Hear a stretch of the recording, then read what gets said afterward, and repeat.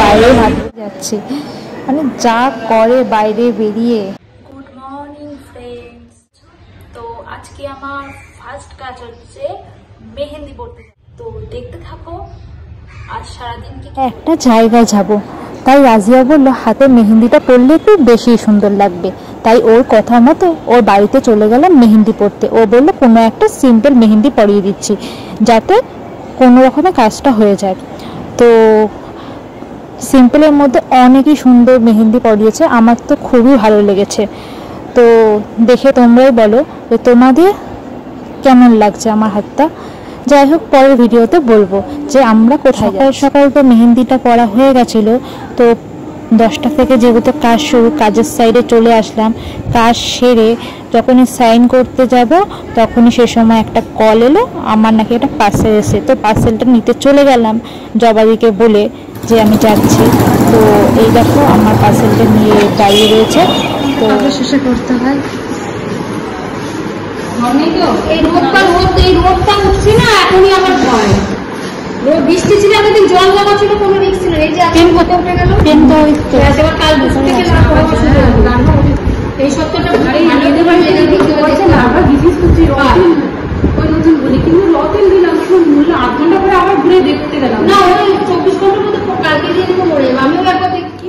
তারপর কাজ সেরে বাড়িতে এসে ফ্রেশ হয়ে তারপর বোনের আবদার মেটাতে বেরিয়ে পড়তে হলো বোনের সাথে। বোনের নাকি আজকে নয়, অনেক দিন ধরেই ঘরের ভাত ছেড়ে নাকি বাইরের ভাত খেতে ইচ্ছা করছে। ভাবা যায়? তো চল তোকে কোথায় ভাত খাওয়াতে নিয়ে যেতে পারি। আমার বোন অনেক দিন ধরে বলছিল ভাত খাবে। তো আমি ওকে বললাম যে চল আমি তোকে নিয়ে যাই ভাত খাওয়াতে। তো ওর এই আবদারটা মেটাতে আমি ওকে নিয়ে বেরিয়ে পড়লাম ভাতের খোঁজে। দেখা যাক ভাত কোথায় পাওয়া যায়। চল।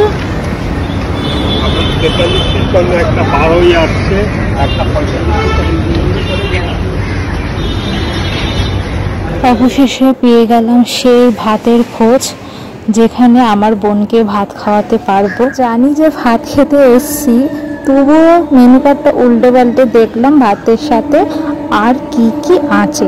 আমার বোন তো কত খুশি ভাত পেয়ে। বাইরে ভাতগুলো দেখা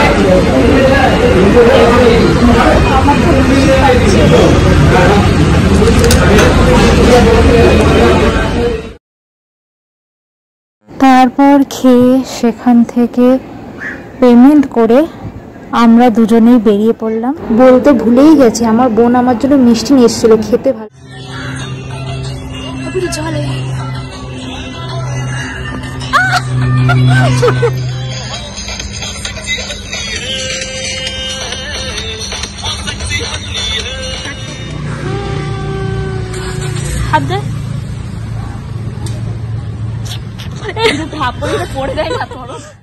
তারপর আমি আমার বোন তো পার্কে এসে দুজনেই দোলনা চড়ছি।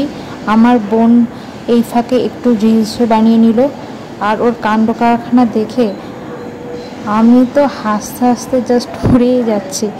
মানে যা করে বাইরে বেরিয়ে জাস্ট পাগল করে দেয়। আমিও একটুখানি দোলনা চড়ে নিলাম। আমিও খুব দোলনা চড়তে খুবই ভালোবাসি। আমার মতো কে দোলনা চড়তে ভালোবাসো?